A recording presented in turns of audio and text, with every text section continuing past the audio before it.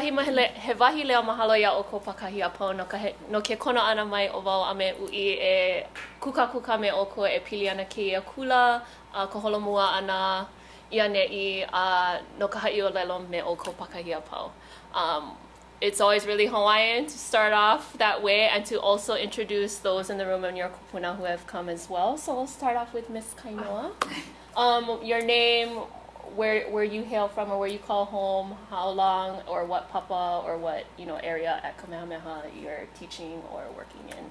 Okay, aloha, I'm Kainoa Haley Kramer. I am from Maui, Uʻilani Maka'au, and I am with Papa Olelo Hawaii e Kahi and Elua.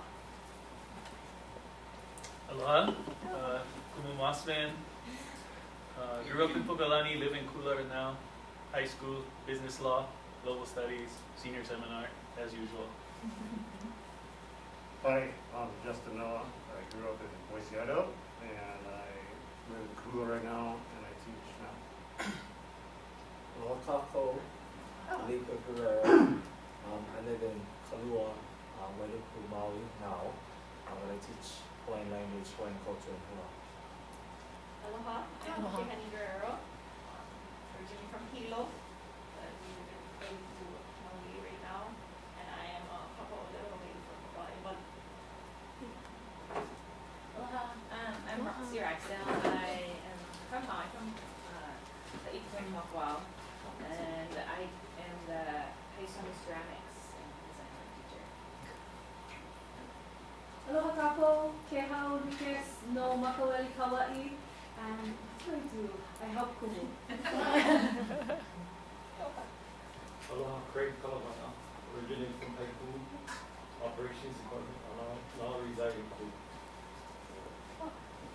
Aloha, I'm wearing Nakanelua, born raised in Maui, went to Hawaiian High, and work at Kamehameha 1 year studying. Aloha, I'm Kelly Hayasu, alumni. 2010, and just hired as a cleaner for Papa Edu. I'm from Maritimo. Aloha, Dwayne Nomura. I hail from the island of California. Teach natural science classes. Aloha, I'm Greg Lopez. I come from Chicago, Illinois. I live in Kihei. And this will be my 20th year of teaching physics. Aloha, Coach Tua. Mahele Lalo, PE and health education teacher. And Makalini is currently Lower Kamehameha. Lower campus. Okay. Aloha, about Korea, no, I love Kauai, no homa mai o Luli, and I teach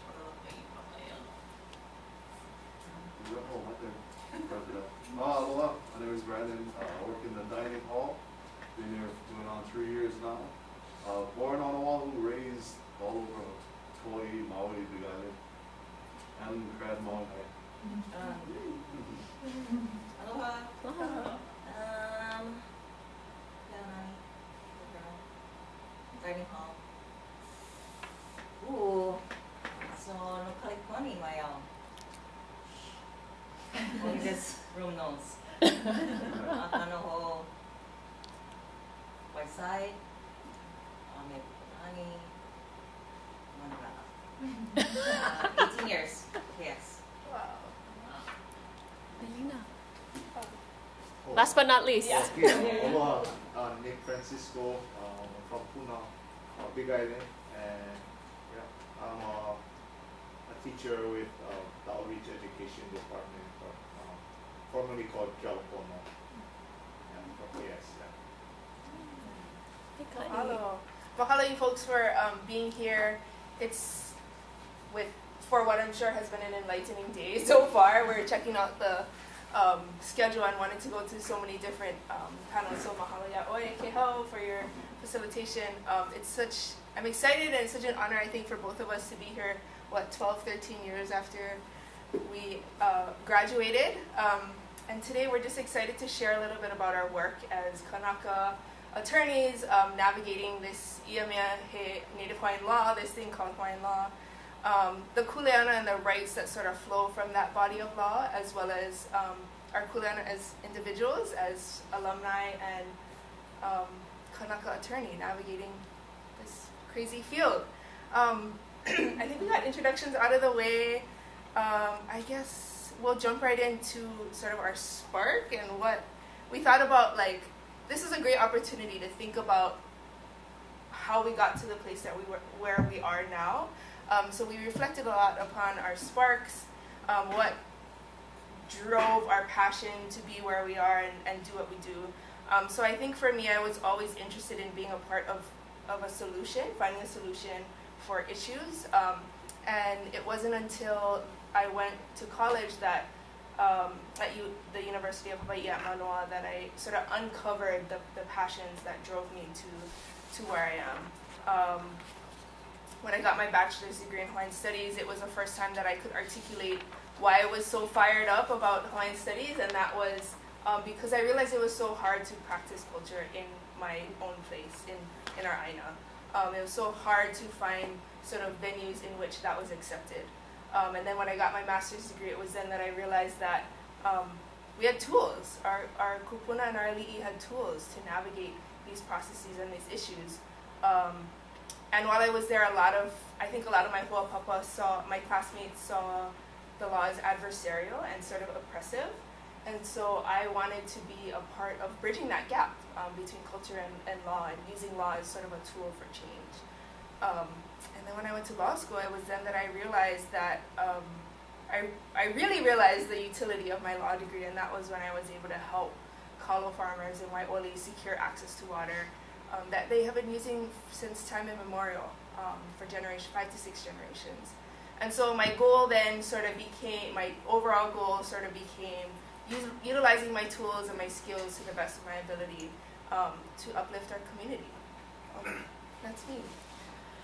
Most of you folks know me from school, so I'll kind of give the short elevator speech, but my family is most notably involved in the water war and legal battles happening in Maui Hikina, or what we colloquially know as East Maui. I grew up sign waving at protests, going to public meetings, going to all the contested case hearings for Maui Hikina and Huio Nawai'eha.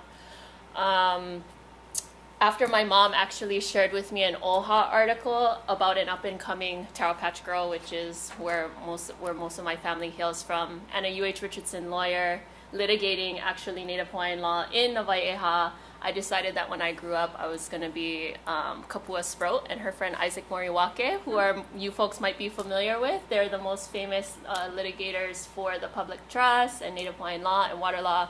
And I actually had the pleasure of working with them, not as just our professor, but now she's our boss. I've also worked with Isaac with Earth Justice, and it's not often that you get to call your childhood hero now your friend. So it's really an incredible full circle moment, and kind of like, I guess what you would say, a character arc, at least for us as Kanaka attorneys in Native Hawaiian law. But I saw that the law, when I was in 6th grade, I actually wanted to be Uncle Skippy Howe, who's now a retired aquatic biologist. He got to swim around in the streams, do all the scientist stuff, gather all the evidence. But I saw that during both Maui Hikina and Nawai'eha, now I'm only 11, right? So I'm just trying to pick apart what's actually going on. I saw that a lot of the decision makers, who are the Water Commission and Board of Land and Natural Resources, that they were looking at folks like Uncle Skippy, who were providing scientific-based evidence for more water back in the streams and for traditional and customary Native Hawaiian practices, including wetland, lo'ikalo, taro cultivation. I saw them kind of glaze over, even when the business folks would present economic numbers for these types of, I guess, the business as usual way that these big diverters were diverting the water. The decision makers would glaze over. Even our Kama'aina witness testimony folks, the guys who are actually the rubber boots on the ground in the taro patches telling them what's actually going on, glazed over. But when the attorneys stood up, they crystallized and catalyzed all of the mo'olelo, whether it's on the opposing side or your side, in a way that folks received the information well. And I thought that's power. And that is the power to affect change that our lahui at the time, us little guys, needed, at least from my community. And so I saw that for myself as my path. But in reflecting about that and our time here at Kamehameha in preparation for today, we thought about how this spark was fostered and not necessarily fostered here. When we envisioned this talk, the lawyer in us wanted to do PowerPoint slides and make all of that and, make them all proper. We resisted. We clearly resisted because you folks are getting talked at mostly today and engaging with a lot of our seniors folks, and we wanted to kind of do something different. So given in the spirit of law school, there will be a Socratic method portion of this presentation. But also to say, we talked about how, this spark that we had was, again, to circle back, was fostered or not fostered here, right? So at least for me, I was already living ku'una ike Hawaii at home. I never called it culture or anything like that because it was just the way we lived. Oftentimes when you think of culture, it's outside looking in, and when you're just living it, you're just living it, So when I got to Kamehameha, I was already olelo Hawaii at home with my parents, went to Paia, Punana Leo, and came to Kamehameha in the 6th grade, both my brother and I, who you almost also famously know. I was trying to find where that could be fostered here at Kamehameha. And although there were certain kipuka or certain cultural havens, I guess what you would call it, on this campus, including what Uʻi and I both shared, Kumukale, Kumukapulani, all the regular suspects, Kumulokahi, that wasn't necessarily the mainstream thread or the common thread that held everyone here together at Kamehameha. When you talk about Kamehameha, you think, Native Hawaiian school, but that wasn't necessarily the case, at least when we attended.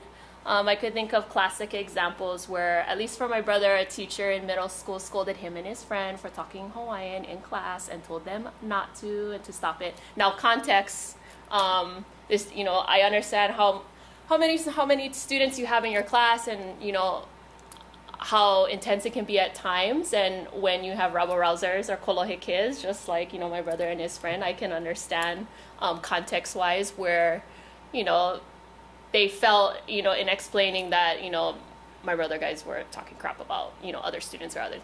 But it still looks bad, right? The optics is not grand. And then I even had an experience here where a teacher failed me on an assignment because they assumed that I plagiarized in my articulation of the Ahupua'a system. And so obviously all of these issues and concerns have been worked out, but that is just emblematic of our people, even in our own homeland, having to constantly defend ourselves in our own spaces and places that should be safe. But any thoughts, Uli? No, yeah, kako'o. I agree. I think there were definitely kipuka in which I felt empowered to sort of build upon the things that I was passionate about. But they were kipuka. It was not, like Lu'u said, it wasn't mainstream. And kipuka, right, are like these small little islands, or there's lava that flows around and there's just a little patch of vegetation. So it's like these little patches of areas in which I felt okay. I would say, as we were talking about, we would say that it's not necessarily like, when we were in school at least, it wasn't necessarily cool or mainstream to like practice. I think as we were talking in the Lumiho Okipa too, we're some of the other panelists are saying that they just, like, being called Native was a dig, right? And so it was, I'm grateful to have had those experiences and still been inspired to move forward on the path that I was. But I wrestled with thinking about this a lot. And I think I'm increasingly grateful for the kumu that sort of fostered that during our time at Kamehameha. I think we talked a lot about our sparks and like what drove us to be where we are, but I think overall the fact that we're having this conversation for the entire school is progress, and I'm grateful to be on this side and be able to reflect on that time. Yeah, and it's such a privilege to sort of reclaim the narrative and shift the paradigm a little bit. We want to hear from you folks, and as Lu'u said, we're gonna do Socratic method. It's not as scary as as you think it is. But we want to just hear from you folks, like what we're gonna do this exercise and think about what's the first thing that comes to mind when you hear the word law, and you can just totally say it out loud. You don't have to raise your hand. Or we can call on folks too. It was mean. When you think of the word law, what do you mean? A phrase, a person, a word? Yeah. It's okay, we can take lawyer jokes. Cops. Okay? Yeah. Rules. Regulations. Old. Oh, yeah. Whose law? Yeah. That's a good one. We'll talk about that. Oya vale? Okay. And we can keep thinking on it as we go through our conversation today. Okay, how about the word kuleana? Privilege.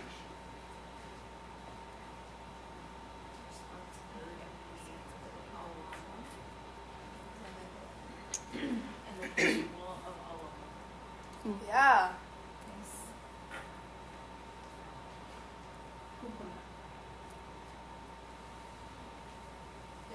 Yeah, and these are sort of the words that frame our conversation today. We wanted to talk a little bit about how we actualize our kuleana, as well as the existing kuleana in law and how our work tries to advance those laws and the policies to sort of carve out a better future. So when we think about law, we normally think of like a foreign structure, right? Cops, rules, regulation, old, whose law. Those are perfect. But for us, what we really learned in law school, at least within the kipuka of Kahuliao, is that Hawaiian culture underpins our laws in Hawaii. And that's something that's really special, of course, and unique to Hawaii. I want to point out that there are these constitutional protections around our culture and our customs, right? So I'm looking at the First Amendment. This is great. We have the First Amendment on the wall, right?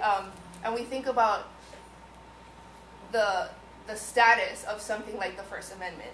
And in Hawaii law, actually, we have sort of the same level of protection around customs, tradition. And as we dive into our history, this is likely because our kupuna realized, as people living on an isolated island in the middle of the Pacific, that we needed to manage our resources and our people wisely. So Lu'u's up there writing some of my poor iteration of the mo'oku auhau of traditional and customary law in Hawaii as enshrined in our constitutional provisions, and then Hawaii review statutes, and then you have all the case law that we go through today.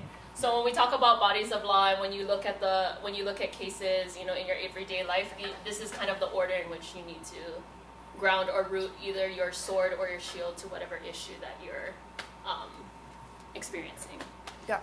Yeah, and so I think what's interesting, at least for me, for those people who are interested in law, I guess, is that our laws in Hawaii are unique, right? They're not like the laws that are in sort of the continent or the mainland, and that's because of our history and the customs and traditions that underpin our law.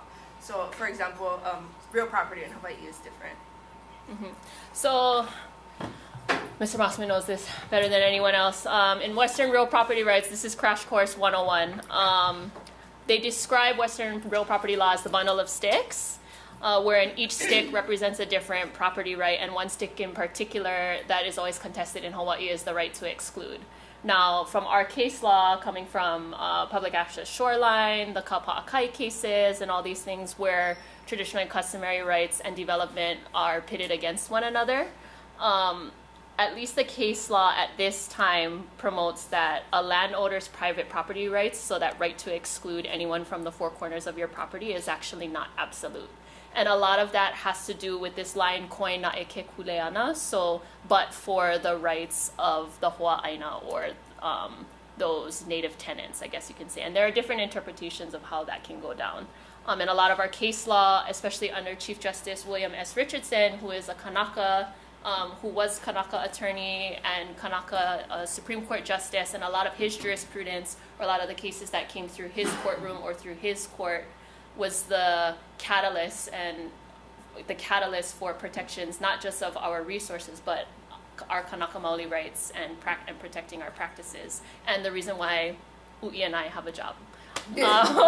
So I write up here, so Article 12, Section 7, during the Con in 1978, we have all of these constitutional provisions that were revisited. Some were labor, some were environmental provisions, and some of our strongest protections for traditional and customary rights are enshrined in our Constitution. So when we talk about enshrined in our Constitution or constitutional protection, what does that mean? Mr. Mossman has the classic First Amendment right up there. That's what our society, in the long and the short of it, finds is the highest value of the fundamental right that we find value in most. And at least in Hawaii, traditional and customary Native Hawaiian rights are one of those highly valued. So they have the same protections and privileges and priorities as, for example, freedom of speech, what was women's right to choose, Second Amendment rights, to bear arms and things like that. At least in Hawaii, those protections are the same here. And so we have, Hawaii Revised Statute 1-1 and 7-1 that comes from the Kuleana Act during the Mahele when communal property, for lack of a better word, was transitioned into private property and a hybrid version of property under the rule of King Kauikeauli. And all to say is, this is a mouthful, right? A lot of our current case law, you have to assess whether we call it the kapa'akai analysis. So a lot of our planning commissions have to deal with it. A lot of our decision makers have to go through this analysis when, for example, there's a developer that wants to pump water for their development, or they want to clear an area, but there are iwi kupuna or bones in the area. These are the check marks that they have to meaningfully go through in order to either contest or move the project forward. So and this is the pidgin version that we try to distill down. What traditional and customary rights or interests are in the area, or what was in the area, because just because no one's practicing it now, given all of the huliawana, all of the tumultuous times that plagued the Kanaka Maoli people, not everyone is afforded the opportunity to practice these practices, but that doesn't mean that it cannot be practiced again. So you have to assess not just the present uses, but potential future uses. And how do you assess those future uses? You look to the past, you look in the archives, you look in the old Hawaiian language newspapers, you look to the kupuna or to the makua or to the opio that are that might have had family in that area or have that ancestral knowledge of that area. Then you have what going to happen? So what happens if you bulldoze over iwi kupuna? What's going to happen if you build this Carl's Jr. and you block access to an area where folks either gather implements for hula? Or what's going to happen when you build a house by the coast and you block access for a fisherman? The third and final thing is what you going to do? What are you going to do about that? What's your mitigation plan, if any? And so these are the kinds of things that were not considered before these cases and this jurisprudence was there. And so that all to say is to bring to the attention that Maoli custom and law is not just background information. Context is really critical.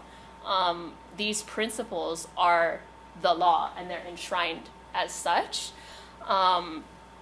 And also to say, also most importantly, is that these are important background principles of real property law. So a lot of Native Hawaiian law, environmental law pervade even what you would find as more foreign structures of law that we receive from the continent or from English common law.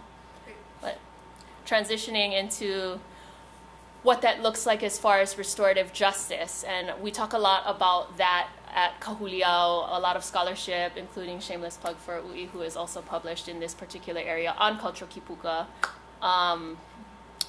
In our line of work, there are several ways to analyze a particular case or rule, right, in the law.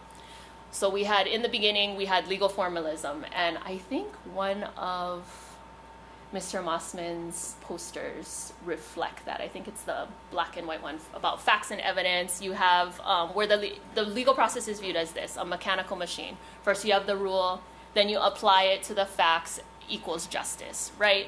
But implicit in this view is that justice is blind, which is that Dunn's character up there with the scares and the Lady of Justice in the middle. Although that's a funny dig at the Lady of Justice. So this, right, it's supposed to equal this thing, right? But it doesn't consider the social economic consequences that pervade these scales of justice, right? And so under Mr. Mossman is familiar with retired Professor Eric Yamamoto, the acclaimed Fred T. Korematsu Professor of Law and Social Justice. There were new forms of what we call contextual inquiry that have emerged given the missteps and the info gaps that the legal formalist view often yields as justice.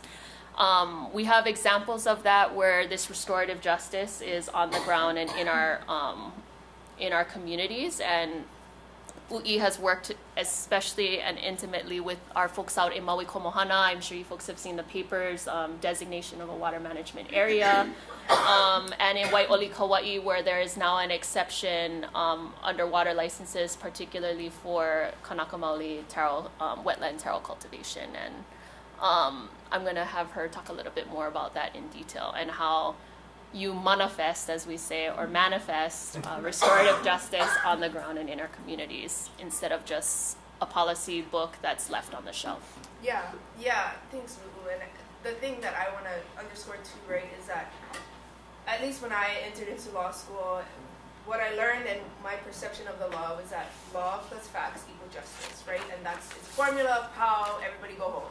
But what we realized in sort of these courses and our work now is that context matters, right? Like, we have to realize that the law is executed by humans, and humans sort of come with our own implicit bias, and that'll affect the outcome of any particular case or contested case or decision-making with the Kapakai analysis, for example.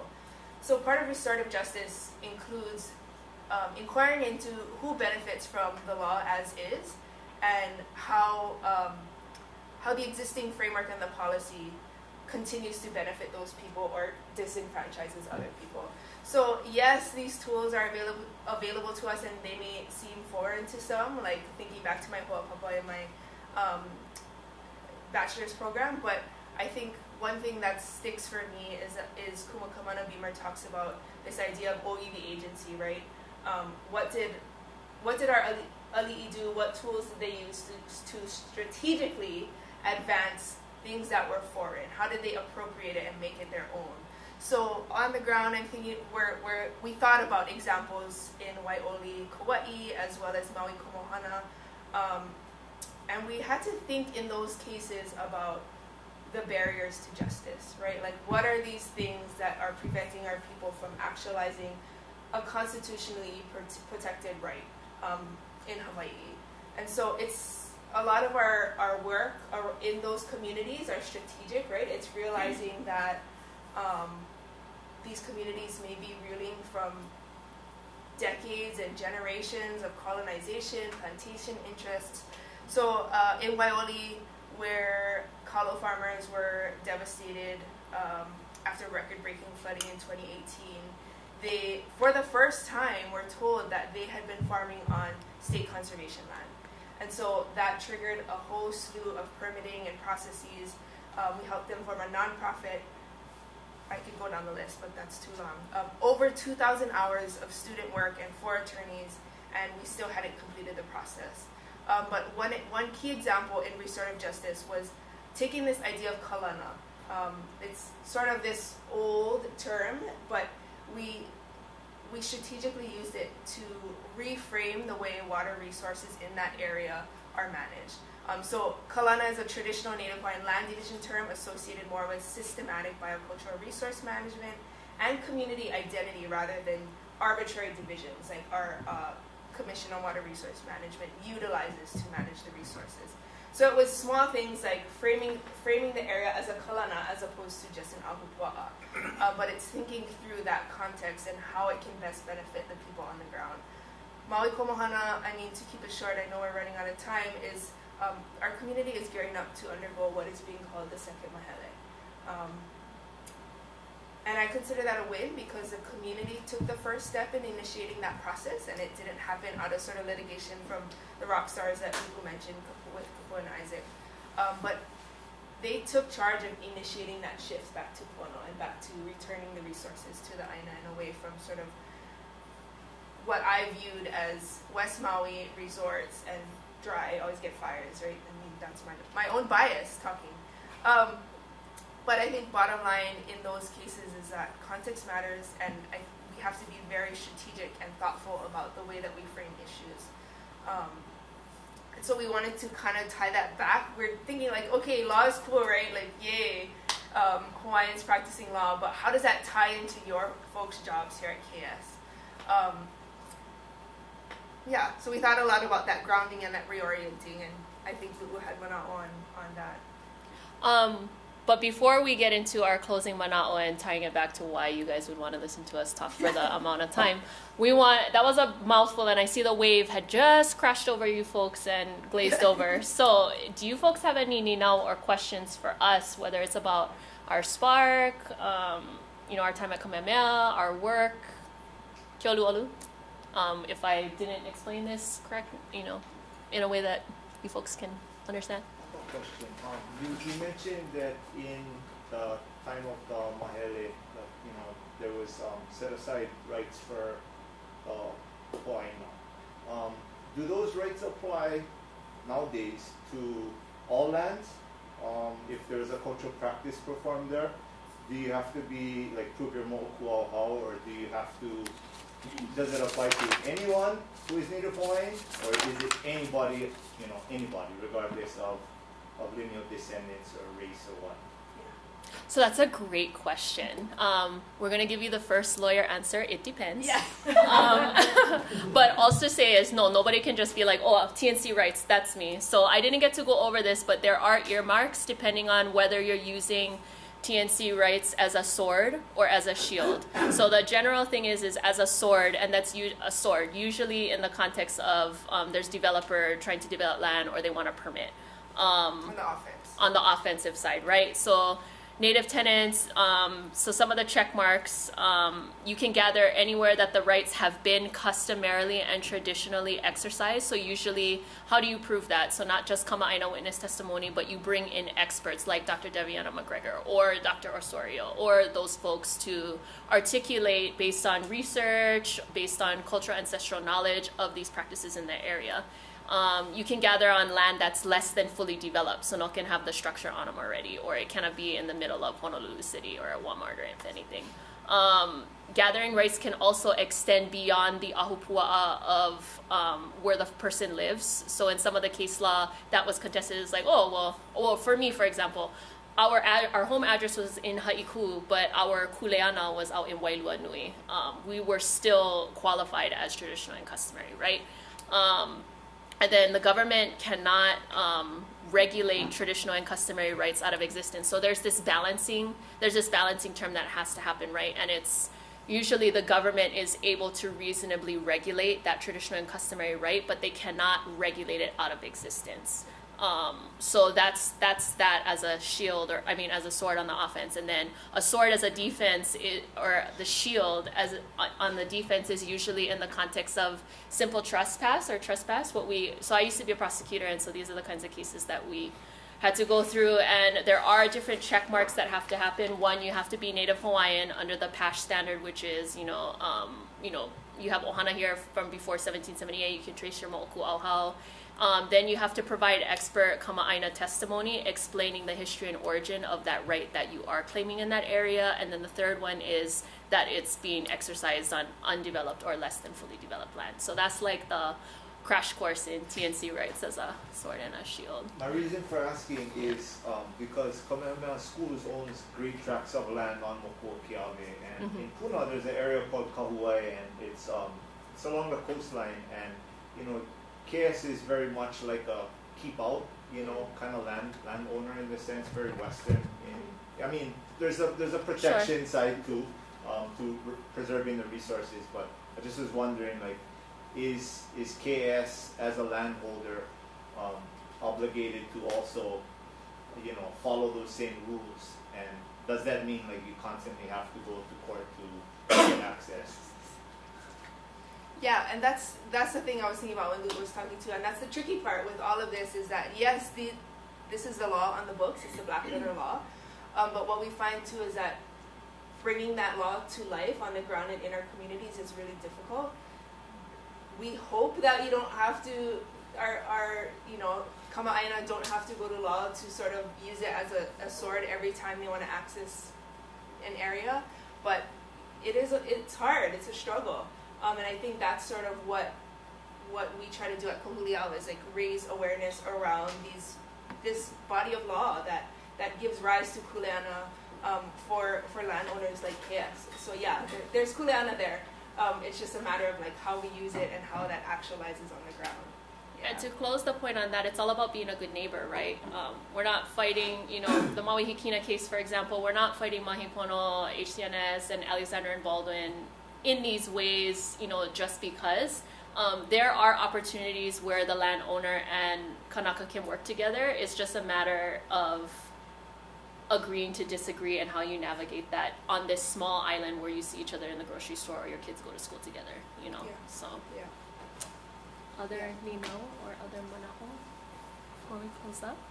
Everybody's being polite, yes. So first of all, mahalo for the presentation.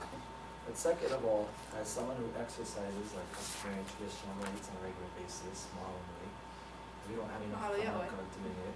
Yeah.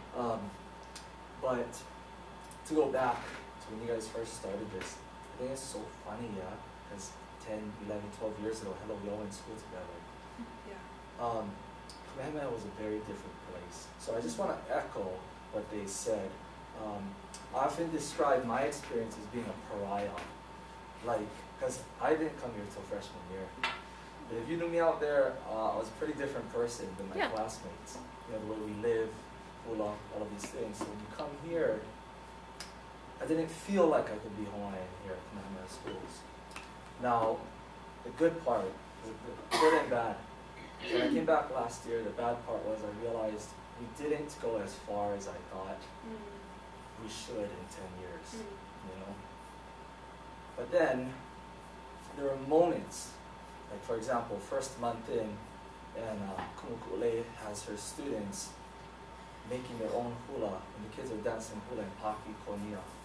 I'd never seen that when we went to school here. It was never possible. And so I realized we had moved forward, maybe not as far as I would have wanted, maybe not as far as we would have wanted as alumni. But we've gone somewhere. And I also think it's crazy that despite the fact that we're in a largely hostile environment, because for those of you who don't know, I remember having our homework and our mele censored because they mentioned on a kua or anything else, that there are still some of us who, I don't know, part of me feels like that hostile environment pushed us even further than we would have gone. But it didn't kill whatever that was inside of us. So now that we're all HCBE over here, just because that's the big tag, right? They started that 10 years ago, HCBE. My question to you, see, because those of us who work here, we can beat the drum.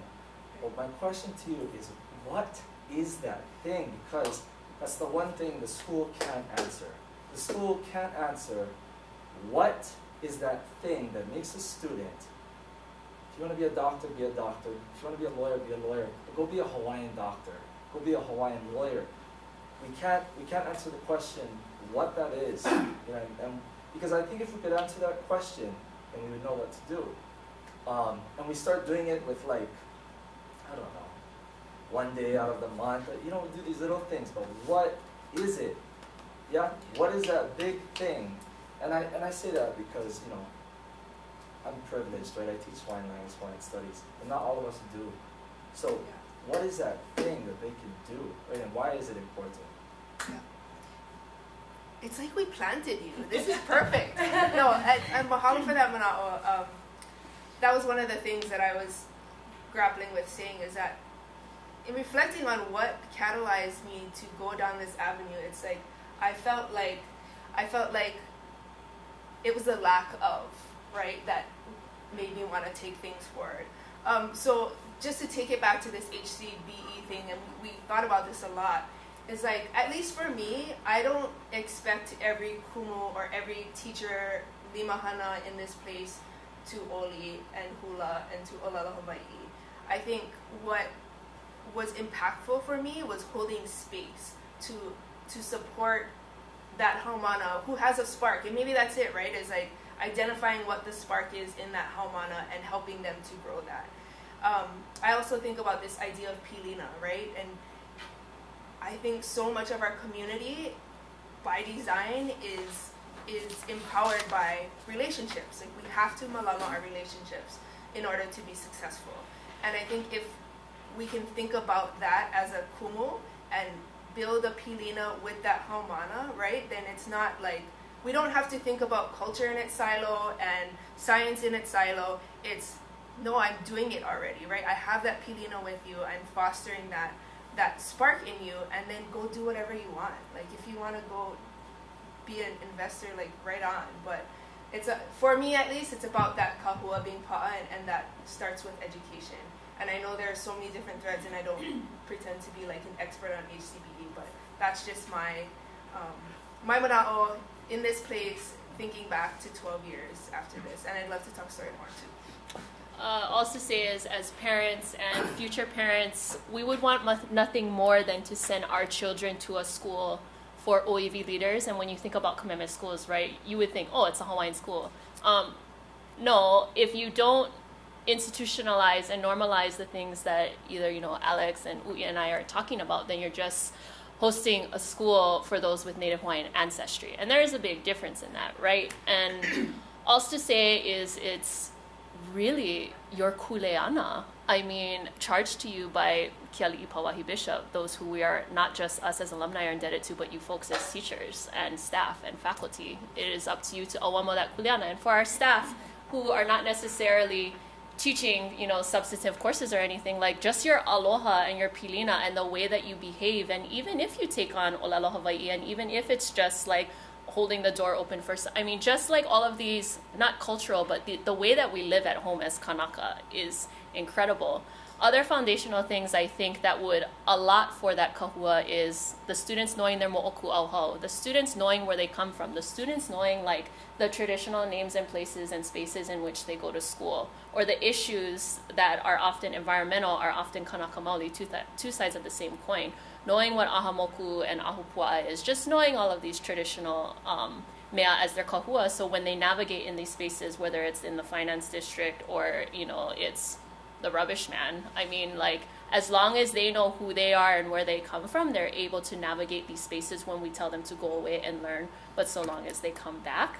And it's, the whole thing is like, if you fear that, and if you fear you are less than, or you're just lazy or complacent, or just feel indifferent, then maybe this is not the space for you. Because our expectations as alumni, and I mean, that's harsh to say, right? But that's just our candor in the way in which we have reflected on our time here and the potential and possibilities that this school can become an actual kipuka in the sea of all that is foreign and the lava flow that she's talking about, right? You folks are that punana, that nest for those folks to fly away from and then come back. But that's all I have to say with regard to that. I think the last two things I would add is to be, encourage you all to be aware of sort of our implicit biases, right? How we frame certain issues. It's like this, it's the difference between like the colonizers came and we were victims. Okay, yeah, that's true. But what did our ali'i do for us in the face of that immense pressure and imposition, right? What did they own?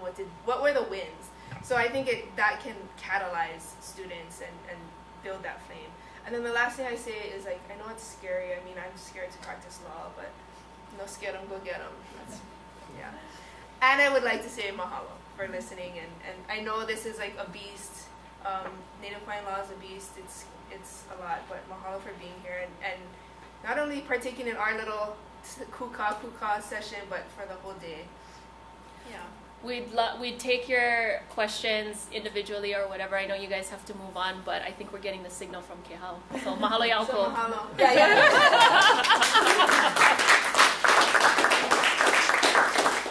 Mahalo ya'olua for coming back and sharing your mana'o. And there were so many themes, like I was listening and writing down on my phone, but I think to tie it together for all of us here on this campus with what you do and the mana'o you shared is context. In your practice, like you said, context is huge and it's really dependent on those details. But the same thing can be said about our work here. When we talk about HCBE, when we're in the classroom with our haumana, is context. We're so afraid, some of us are, we have nervous anxiety about HCBE, but if you just think of it as context, that context it's Hawaii. Whatever realm you are, whether it's law, science, PE, whatever it is, your lens is Hawaii. So ties in perfectly. Mahalo. Mahalo.